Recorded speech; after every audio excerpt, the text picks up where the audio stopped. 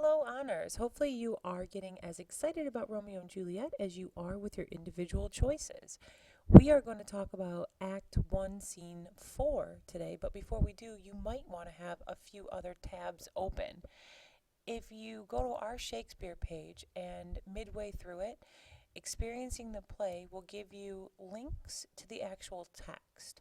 I'm going to use this online version. It's super easily navigated, but you might want to give yourself the digital format in a Kindle reader, or there's various other document types that you could put on your e-reader. The online version takes you to Folger digital text. While it does have all of the various Shakespeare plays, we're of course using Romeo and Juliet. You can scroll down to Act 1, Scene 4 and be able to follow along with my speech. From our Shakespeare page, you might also want to listen to the scenes. Act 1, Scene 4 begins at the 21-minute and 9-second mark. So you could open up this recording.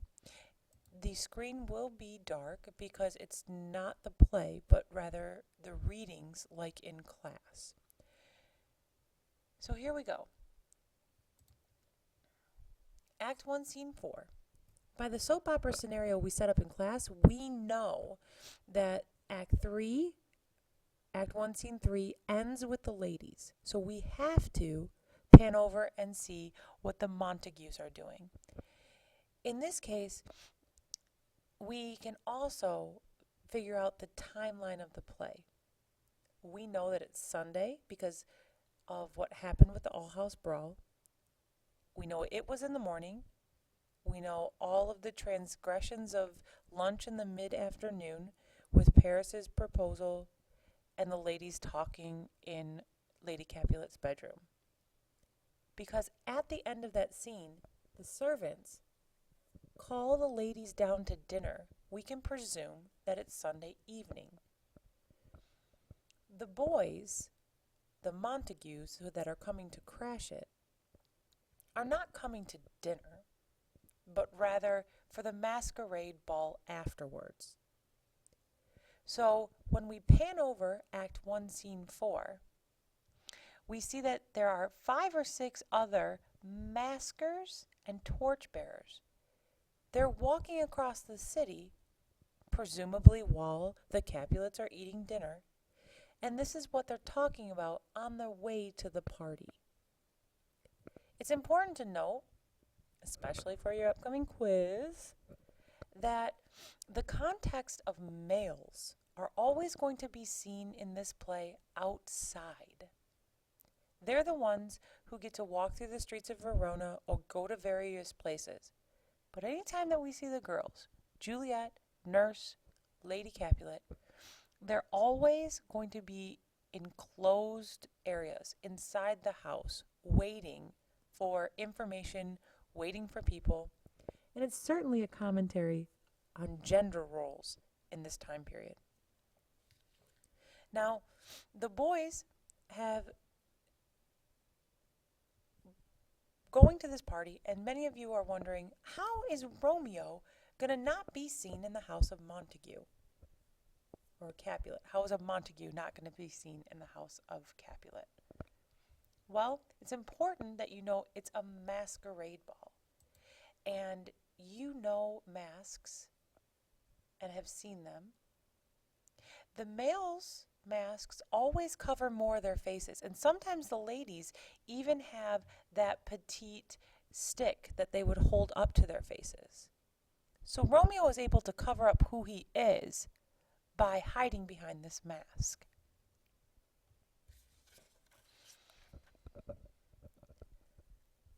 Now, at the start of Act 1, Scene 4, Romeo and Benvolio and Mercutio are there. Remember, these guys are all about the same age, and they're on their way to a party. They're loud, they're singing, they're excited about the night. Well, at least all of them are excited except for Romeo. Romeo is kind of like the party downer. He starts out with, I'll be the one who is going to carry the torch for the group of people, carry the light. Remember, there's no street lights. He's saying, I'm so sad. Give me the torch. Benvolio is talking to him and he says, well, we'll measure them a measure and be gone. We'll just have a dance with the ladies and be gone. You need to lighten up a little bit. And Romeo argues back, I can't be happy and be excited. I'm just too sad. Mercutio, Romeo's best friend, has had about enough of Romeo's attitude. He says, we must have you dance. You have to lighten up. Romeo can't. And Mercutio, again for your quiz here, is what's known as a foil. A foil character is purposefully opposite from the protagonist or the main character. And the reason why they're opposite is to show the contrast of one another. And that contrast actually highlights qualities about the protagonist by making them seem over the top.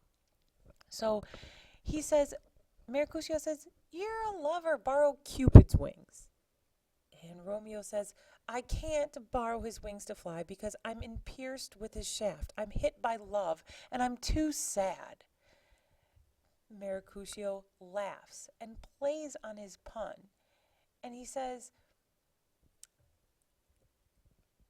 that if love is being rough with you, then be rough back with love.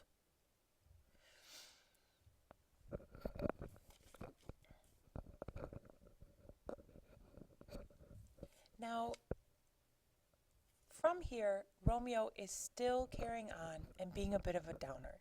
He says, give me the torch. I can't go on. I'll just walk behind you guys and see that you're having fun.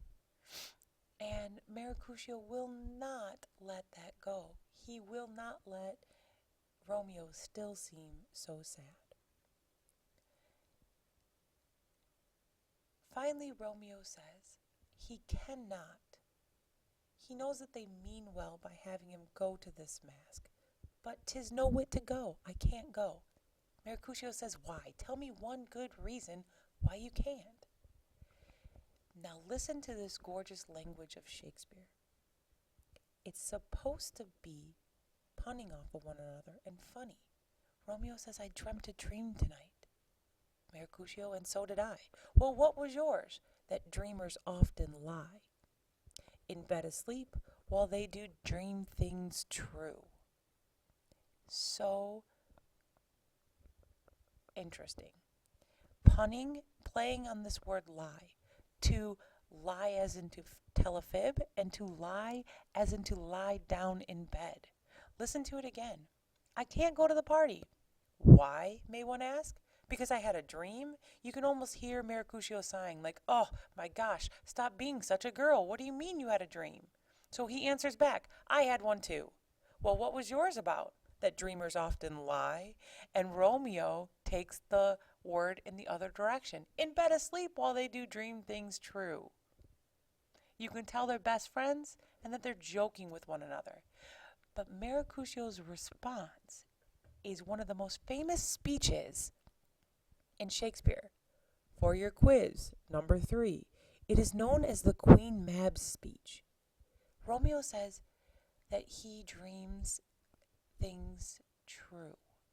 He does dream in bed, and they're all the truth because he's sleeping. Mercutio says, I see Queen Mab has been with you. Who's Queen Mab? Well, he goes on, look at this speech. I'm just going to scroll down. Look at how long, and think about the actor who is actually saying this convincingly. Mercutio tells the story of Queen Mab, who is a tiny little fairy's midwife. And he argues that this tiny fairy goes throughout the night and brings people the dreams that they want to dream. He says that she is no bigger than an agate stone, no bigger than a little diamond in a ring. She has a wagon that's made out of spider's legs and grasshopper wings. She rides around in the chariot, which is an upside-down walnut shell, and goes throughout the night bringing people what they want to think about. So he brings curtsiers, dreams of curtsies, lawyers dreaming of fees or money, ladies' lips who dreams of kisses. So, Mercutio is saying your dreams bring you what you want, that you're thinking about your dreams. Now, the only person who has shown Queen Mab, while they all give her speech, the only person to show you a Queen Mab comes from the anime version of the story. And they draw her to look like this. Queen Mab riding around in a chariot, bringing people the dreams they want to dream.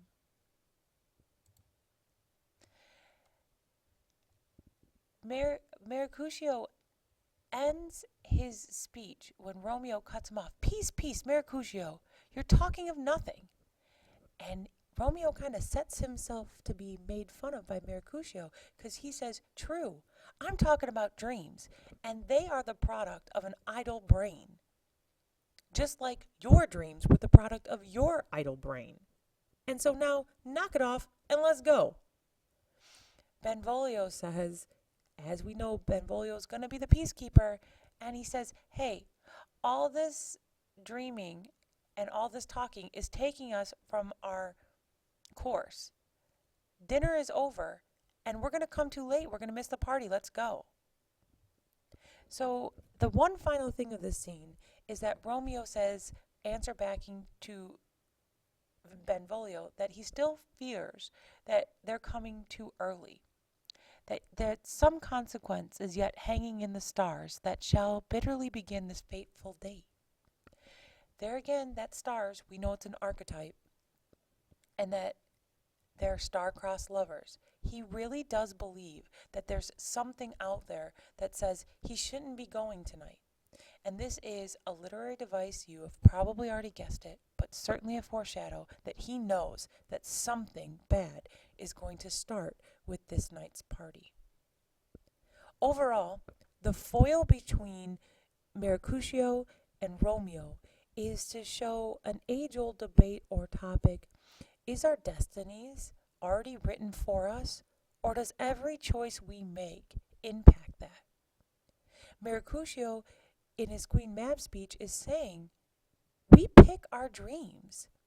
We pick what our destiny is. And if you're choosing to be sad and you think that it has something to do with a dream, you're being foolish because we make our futures. Where Romeo is clearly guided by the stars and thinks that there's already some destiny hanging out there for him. Thanks for looking at all of Act 1, Scene 4 and the beginning spots of where to find all of the stuff on the website. And now if you wanted to listen to it, you could play. Again, it's at 21.9.